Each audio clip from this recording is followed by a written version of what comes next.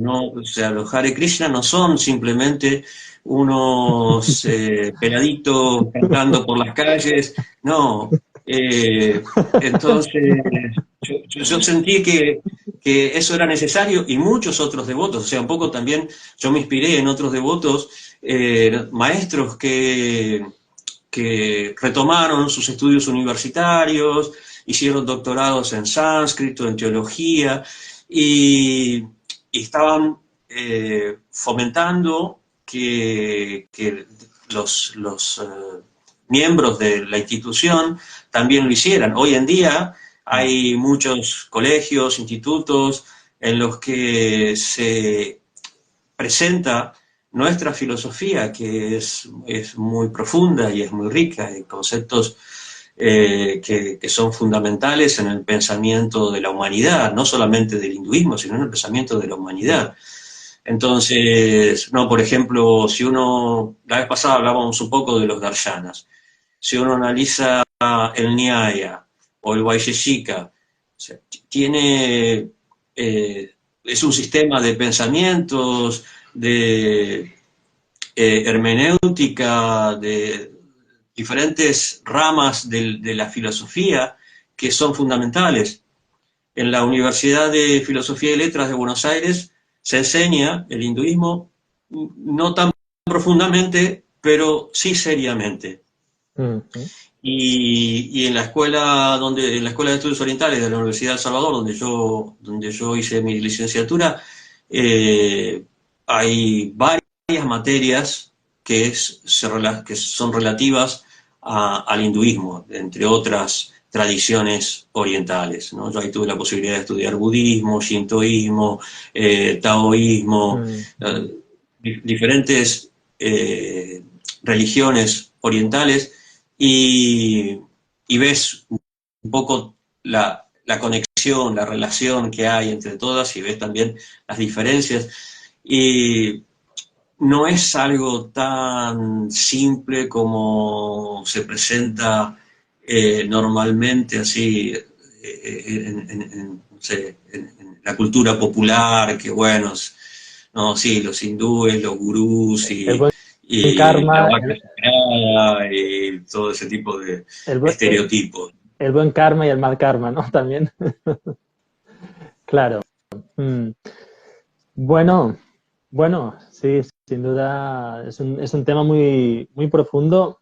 Yo mm, estaba pensando pues justamente en algo que uno quizá, uno así de entrada, como muy bien dices, lo ve todo como muy genérico, ¿no? O sea, como todo, pues, como si dijeran, en India en concreto, pues como si todas las religiones que agrupan el hinduismo, pues, estuvieran diciendo lo mismo y estuvieran apuntando hacia lo mismo y de la misma forma, ¿no? Y es curioso porque, igual que el yoga, ¿no? O sea, uno, pues, normalmente cuando se aproxima al yoga desde el desconocimiento, es decir, no siguiendo una tradición, digamos, de iniciación o de transmisión de sabiduría, pues, como digo, pues uno cuando se aproxima, aunque sea solo a través, digamos, de lo que va viendo, o sea, es decir, de las imágenes que uno se puede ir haciendo de lo que es el yoga, pues todavía hoy día llegan alumnas y alumnos a mis clases que creen o se pensaban que sería pues dormir, o sea, algo así como tumbarse y estar en una posición, digamos, sin hacer prácticamente nada, como a oscuras, en una, digamos, como a tu rollo, para decirlo así rápido, ¿no? Y, y como digo, cuando uno pues profundiza y ve pues esto, ¿no? Que en realidad hay muchísimos matices, cada matiz más te lleva a otro matiz con más profundidad, con lo cual es inacabable.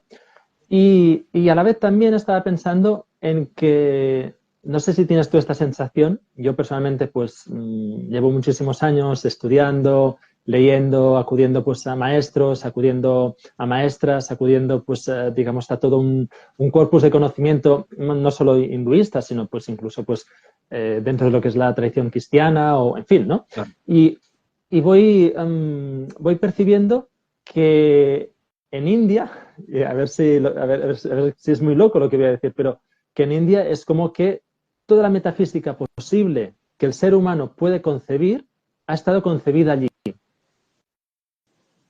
como matriz.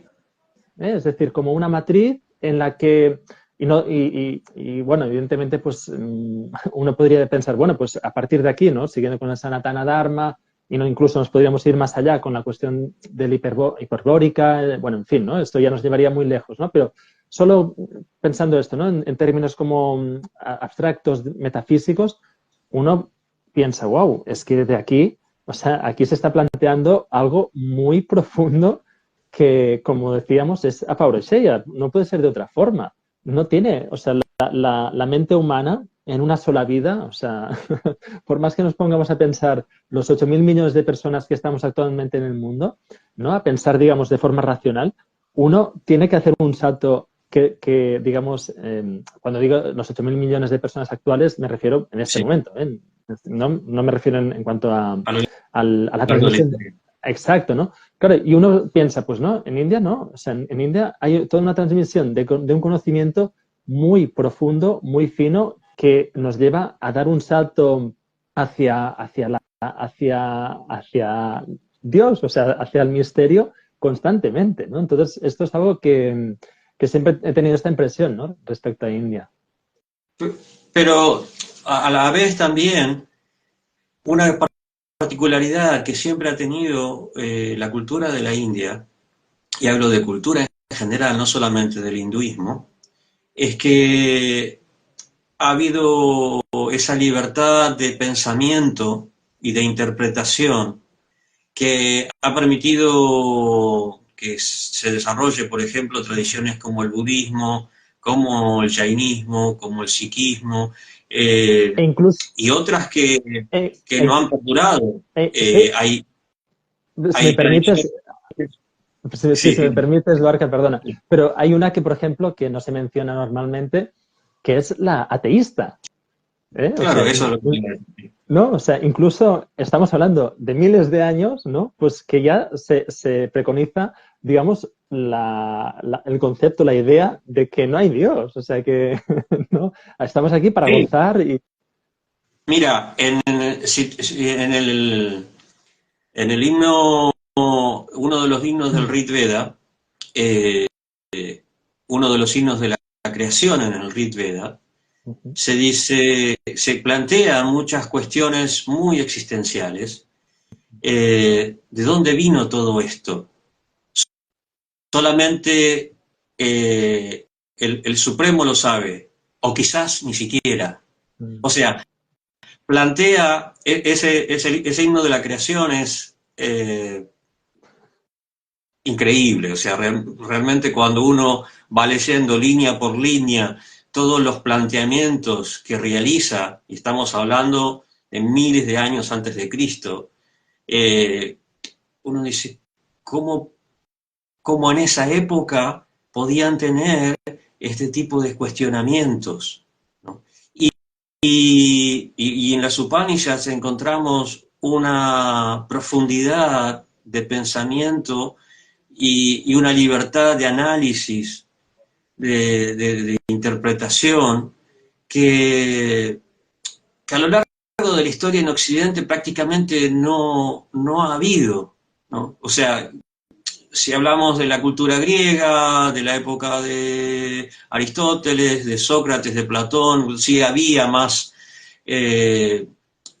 liberalidad en cuanto a las discusiones filosóficas, pero después de un tiempo eso se fue apagando, ¿no? O sea, esa cultura filosófica griega tuvo que huir de Grecia por las persecuciones del cristianismo y tuvo que huir y refugiarse en Oriente, principalmente bajo el Islam, bajo la cultura árabe, y no había esa capacidad, esa posibilidad de decir, bueno, yo creo que esto es así, yo lo interpreto de esta manera, porque se perseguía, ¿no? O sea, a lo largo de la historia hemos tenido muchísimos ejemplos, no sé, de Galileo, Spinoza, o sea, muchísimos ejemplos en diferentes tradiciones, De Arrio, cristianos, judíos.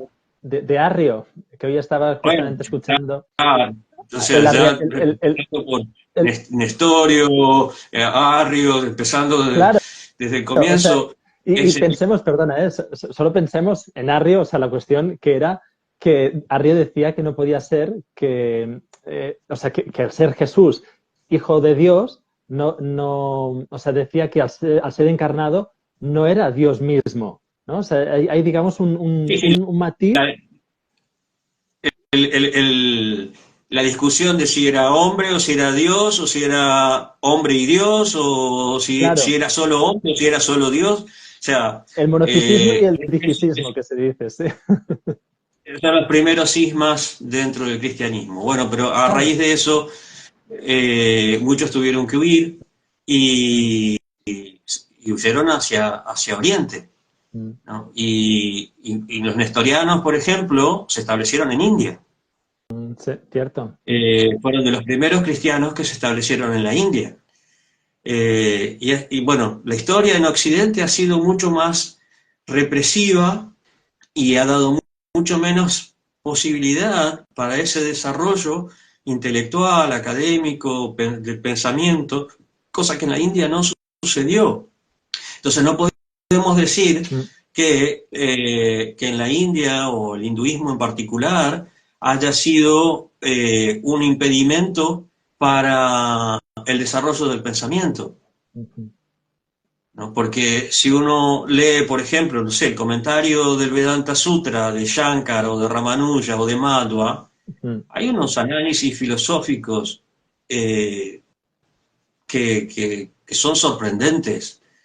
Entonces, yo considero, con todo el respeto de Hegel y muchos otros, que hablaban sin saber, ujú, con un conocimiento muy, muy limitado, ¿no? Y muy condicionado mm. por una cultura y por una conciencia europeísta muy fuerte. Pero bueno, Sí, ahora estamos en otra época y sí, creo que la estamos superando todo eso, ¿no? sí. Bueno, quiero entrar Yo te cuento, en materia. cuando yo fui entré en la universidad y en Buenos Aires, eh, no podía decir que era un Hare Krishna, Ah, claro, claro. porque Claro, no sí, nos sí, sí. respetaban. No, no, no. Tenían una visión muy eh, Muy negativa, muy negativa. condescendiente, muy, sí, muy, por lo menos muy condescendiente con respecto. Sí, bueno, esos chicos son buenos, sí, el Bhagavad Gita es interesante porque tiene el sánscrito, pero bueno, no es Mm, que entiendo. son más bien fanáticos y no sé qué. Y Se yo, levantan a las 4 de la madrugada, ¿no? Los hacen dormir bien poco y los hacen levantar a las 4 de la madrugada, los tienen pues delgados porque no comen, ¿no? De esta forma sí, pues no les llega la sangre al hablaban cerebro y no piensan, entonces están todos, ¿no? Como algunos muy... periodistas las cosas que decían, ¿no? Como que nos manipulaban a través del hambre Mm, y, bueno, cosas por el estilo, el poco sueño. Yo tuve la fortuna de ayudar a quitar un poco esa imagen de, mm, de menosprecio hacia la institución y creo que al hinduismo también. No, por ejemplo, mi tesis fue sobre un tema que ellos desconocían, que era la filosofía de Sri Chaitanya Mahaprabhu mm, y la Chintya Veda Veda Tattva. Y simplemente por el hecho de decir, bueno, esto es importante que lo conozcan porque es un elemento mm, y tanto filosófico como históricamente como culturalmente, algo que tiene mucha predominancia, que tiene mucha influencia, entonces mm, no pueden ignorarlo. En claro, fin, claro. la idea es poder clarificar esas confusiones, esa falta, esos vacíos de conocimiento que hay en Occidente con respecto al hinduismo, ¿no? Mm, claro. Sí, Bueno, yo solo para finalizar esta primera parte, me acuerdo de cuando leí el pasaje que has comentado del Rig Veda, ¿no? Que se plantea esto, incluso que quizá ni Brahman o aquello o Dios, digamos como queramos, quizá ni es consciente de sí mismo, o sea, ¿no? Incluso, ¿no? Entonces, yo me acuerdo que, claro, pues yo vengo de una familia muy ultracatólica, de hecho del Opus Dei, y bueno, y todo lo que ha conllevado, ¿no? Y para mí, me acuerdo que cuando yo leí eso, para mí fue como decir, un momento, ¿qué está diciendo? O sea, es como que aquí sería esto totalmente un apóstata, es decir, alguien, un anatema, ¿no? Total. O sea, no puede entrar esto en nuestras mentes, no pueden, ¿no? Y en cambio aquí, en un texto que es, digamos, fundamento de la tradición, nos está sugiriendo que quizá ni Dios sabe que existe. O sea, ¿no? Es como que es digamos, un juego de cadera que te deja totalmente anonadado, ¿no? Pasmoso, ¿no? Ante lo divino, ¿no? Sí, mi interpretación con respecto a eso es que algo característico de las escrituras hindúes es que para darle más énfasis a una idea, se sobredimensiona lo que se está diciendo, se exagera, ¿no? Entonces, ahí está señalando lo asombroso, lo misterioso que es la creación. Eso es, bueno, como decíamos, tengo la libertad como para interpretar y Claro, yo lo entiendo de esta manera. claro. En cambio, aquí en Occidente, esto se ha intentado, o sea, digamos, promovido a través de la teología negativa, que es, Sí. a mi parecer, lo que más se ha aproximado a un pensamiento, digamos, apofático, es decir, negativo, ¿no? De cómo se ha desarrollado en India, ¿no? Porque, bueno, en fin, ahí entraríamos con muchos matices, pero dime. Las Upanishads se basan en eso, Claro, la mayor parte de la filosofía claro. de las Upanishads es apofática.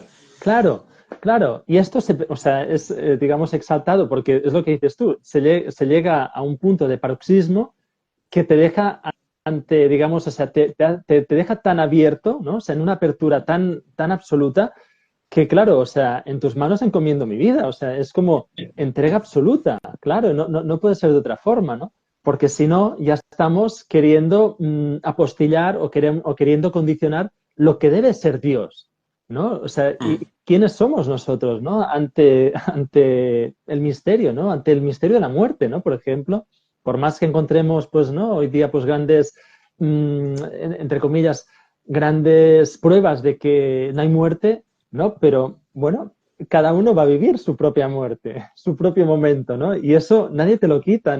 O sea, ante lo que podría ser lógico, ahí nos enfrentamos con algo alógico. No es que sea ilógico ni lógico, sino es que es... Y esto, justamente, India, totalmente, o sea, en todo momento está apuntando hacia esto, ¿no? Hacia este salto, ¿no? Y es algo sorprendente, la verdad. Sí, mira la discusión de Nachiquetas con Yama. Exacto. Cuando Nachiquetas le dice, quiero que me expliques el más allá. Y Yama le dice, no, bueno, eso no te lo puedo explicar porque los devas no lo saben muy bien Claro. y él no quería revelarle ese secreto del más allá por una razón fundamental, que es que nosotros en realidad, nuestra estructura intelectual, nuestro cerebro, tiene limitaciones. Hay elementos que nosotros no podemos llegar a comprender de acuerdo a nuestros parámetros. Por eso generalmente se expresan de manera simbólica. El no tiempo, las diferentes dimensiones. Nosotros podemos percibir solo 3 dimensiones y si me hablan de 10 dimensiones, de 20 dimensiones, es, ¿no? Por ejemplo, ¿no? La manifestación de la forma universal como se explica en el Bhagavad Gita, ¿no? Creo que lo hablamos la vez pasada. ¿Cómo entiendo yo que todo el universo está en un sitio y yo lo puedo percibir? En 3 dimensiones no puedo. Claro. Entonces, todo eso se explica de una manera simbólica, pero estaba esa posibilidad, digamos, a lo largo de esa cultura se contemplaban esos aspectos, esas posibilidades del universo que en Occidente recién en el siglo XX se comenzaron a concebir. considerar, concebir, ¿no? Mm. Tengo un cable ahí que está... Okay. No, Bueno, vamos con algunos de los conceptos. Vamos a ver Adelante. algunos.